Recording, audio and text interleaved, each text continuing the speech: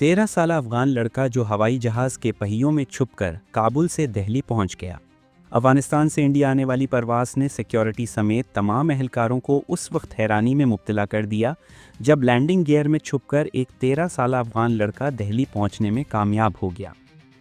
खबर रसा agency press trust of India का कहना है कि इंदिरा गांधी एयरपोर्ट पर इब्तदाई पूछगछ के बाद इस लड़के को उसी फ्लाइट से वापस अफगानिस्तान रवाना कर दिया गया।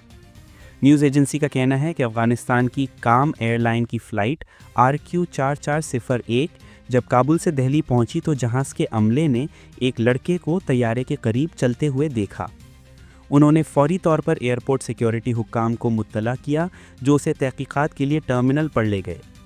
लड़के का कहना था कि वो काबुल एयरपोर्ट में दाखिल हुआ और किसी तरह जहाज़ के मरकज़ी लैंडिंग कंपार्टमेंट तक पहुंचने में कामयाब हो गया। जहाज़ की छानबीन के दौरान काम एयरलाइन के सिक्योरिटी ऑफिशियल्स को लैंडिंग गियर के हिस्से से एक स्पीकर भी मिला है जो मुमकिना तौर पर इस लड़के का था। इस वाक़े में जहाज़ को कोई नुकसान नहीं हुआ है। तहकीकात और छानबीन के मुताबिक जहाज़ को क्लियर कर दिया गया है। काबुल एयरपोर्ट की सिक्योरिटी पर सवाल। अफगानिस्तान में तालिबान की हुकूमत की जानिब से इस खबर पर कोई रद्द अमल सामने नहीं आया है।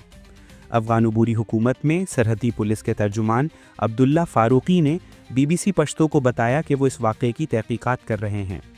उन्होंने बताया कि एयरपोर्ट के रनवे की 24 घंटे की सख्त निगरानी की जाती है और किसी भी सूरत में कोई एहलकार भी रनवे तक नहीं पहुंच सकता है, और खुदा न खास्ता अगर गलती से कोई एहलकार रनवे तक पहुंच जाए तो फ़्लाइट मनसूख करके सर्च ऑपरेशन शुरू किया जाता है।